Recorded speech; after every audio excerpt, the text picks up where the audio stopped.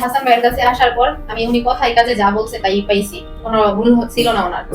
আমি আমার সব কাজের ভিতরে আমি যখন ওনারে ফোন দিয়েছি তখনই ওনারে পাইছি, যখন যেটা জানার ছিল তখনই আমি ওনার কাছ থেকে সেটা জানিয়ে নিছি। আলহামদুলিল্লাহ আমি অনেক খুশি। আর আমার ভিসাও আমি পাইছি, উনি যা বলছে তাই হয়েছে। আসসালামু আলাইকুম ম্যাম, কেমন আছেন? ওয়ালাইকুম আসসালাম। জি ভাইয়া ভালো আছি। আপনার হাজবেন্ড টিকটক দেখে আমার সাথে যোগাযোগ করেছিল।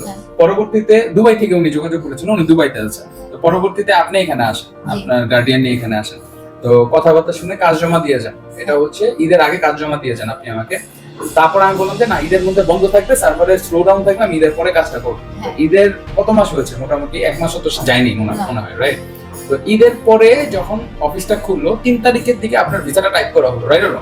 তো 4 তারিখে আপনার এই ভিসাটা আসছে, ঠিক আছে? এটা আনঅফিশিয়াল ভিসাটা আসছে। তো 4 তারিখে ভিসা আসার পর আপনি 1 লক্ষ টাকা পেমেন্ট করেছেন। 4 তারিখে আপনার এই দুবাইয়ের হাউসমেট ভিসাটা আসছে, রাইট? জি। 4 তারিখে ভিসা আসার পরে আপনি আমাকে আবার পেমেন্ট করলেন, আপনি মেডিকেল করলেন, এমবিসি ফেস করলেন, আপনার এমবিসিতে ইস্যু ছিল। তারপর ওইটার জন্য ফিগার আউট আমরা করলাম। সামহাও আমরা 2-3 দিন আগে এটা ফিগার আউট করে আপনার এমবিসি প্রবলেমটাও সর্ট আউট হলো আল্লাহর রহমতে, রাইট? তারপরে 2 দিন পরে আপনি কি বললাম যে মুভ অ্যাটাস্টেশন হলো আপনার ইয়েতে মেডিকেলে। মুভ অ্যাটাস্টেশন হওয়ার পরে আমি তো ছিলাম, আপনাকে তো আর একা ছাড়িনি।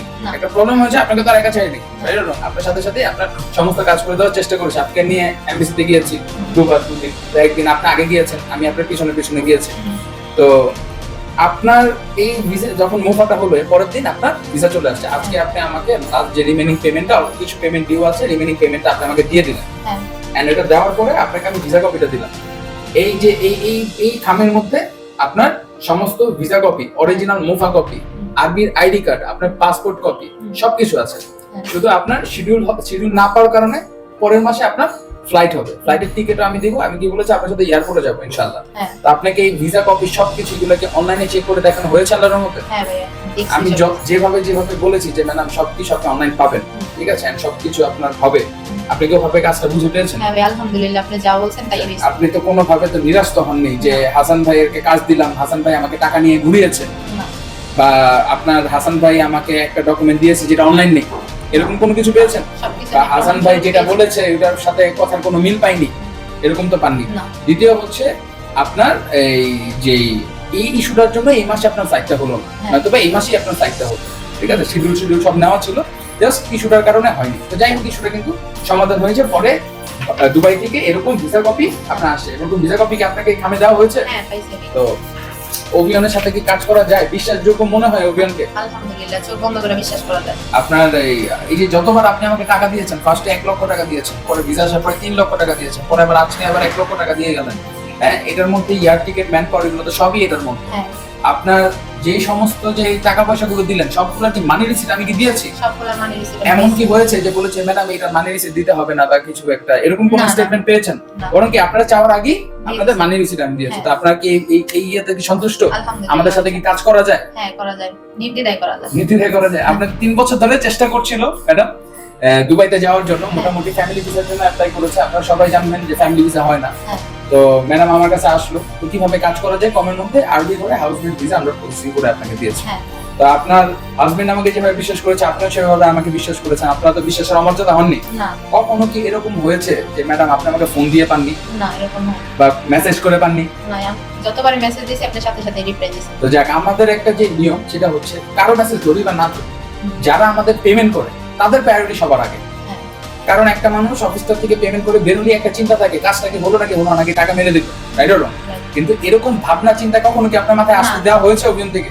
আপনাকে এতে খুশি তো? আলহামদুলিল্লাহ, ব্যবহারে খুশি তো? অনেক খুশি আলহামদুলিল্লাহ। যাক, আপনি ইনশাআল্লাহ ওখানে আপনার হাজবেন্ডের কাছে যাবেন, সবাই ভালো থাকেন আপনি, ঠিক আছে? আপনার হাজবেন্ডের সাথে ভালো থাকেন। আপনার হাজবেন্ডের ভিসাও করতে হবে ওখানে গিয়ে, ওইটার ব্যাপারে আপনার হাজবেন্ডের সাথে কথা চলছে ইনশাআল্লাহ। ওখানে যখন যাবেন মেডিকেল হবে, আইডি যখন পাবেন তখন একটা ভিডিও দিবেন, ঠিক আছে? যে আমি আইডি বুঝে পেয়েছি ইনশাআল্লাহ। এটা আমি আমাদের যে ফলো করে যারা তাদেরকে দেখানো হবে। হ্যাঁ, ইনশাআল্লাহ আপনার কাজটা ইনশাআল্লাহ 2 বছরে হাউসমেট ভিসা অ্যাপ্লাই করে দেওয়া হয়েছে, রাইট? মানে যাওয়ার পরে স্ট্যাম্পিং হওয়ার পরে আপনার 2 বছরে এটা সিস্টেমে দেখতে পারবেন। পাসপোর্ট এবং ভিসা দিয়ে উভয় দুটোটা দিয়ে আপনাকে চেক করে দেখেছি, রাইট? খুশি তো? এটা ঝামেলা নেই তো কোনো? যাক, আলহামদুলিল্লাহ। তো এইভাবেই অভিযান থেকে আপনারা নিঃসন্দেহে নির্দ্বিধায় কাজ করতে পারবেন। দর্শকের ইয়াতে কিছু বলতে চান? আমি এতটুকুই বলবো যে হাসান ভাইয়ের কাছে আসার পর আমি উনি কথায় কাজে যা বলছে তাই পাইছি, কোনো ভুল ছিল না ওনার। আমি আমার সব কাজের ভিতরে আমি যখন ওনারে ফোন দিছি তখনই ওনারে পাইছি, যখন যেটা জানার ছিল তখনই আমি ওনার কাছ থেকে চলে যাই জানিছি। আলহামদুলিল্লাহ আমি অনেক খুশি। আর আমার ভিসাও আমি পাইছি, উনি যা বলছে তাই হয়েছে। যাক, অনেক ধন্যবাদ ম্যাম, আপনাকে অসংখ্য অসংখ্য ধন্যবাদ। আল্লাহ ভরসা, ইন ফিউচার আপনার আরো ফ্রেন্ডস আছে যারা দুবাই যেতে হ্যাঁ, চাচ্ছে, হ্যাঁ, ঠিক আছে, তাদের আমি বলেছিলাম যে আগে আপনার কাজটা হোক, হ্যাঁ। তারপরে তাদের কাজ আমরা স্টার্ট করবো। তো এখন আপনার কাজটা হয়েছে, ইনশাল্লাহ ইনশাআল্লাহ তারাও প্রসেস করবে ইনশাল্লাহ। ইনশাআল্লাহ। তো এভাবেই আপনারা নির্দ্বিধায় নিঃসন্দেহে অভিযানের সাথে কাজ করতে পারবেন। তো সবাই ভালো থাকবেন, সুস্থ থাকবেন, আর ওনার জন্য দোয়া করবেন, ওনার ফ্যামিলির জন্য দোয়া করবেন, অভিযানের জন্য দোয়া করবেন। আসসালামু আলাইকুম।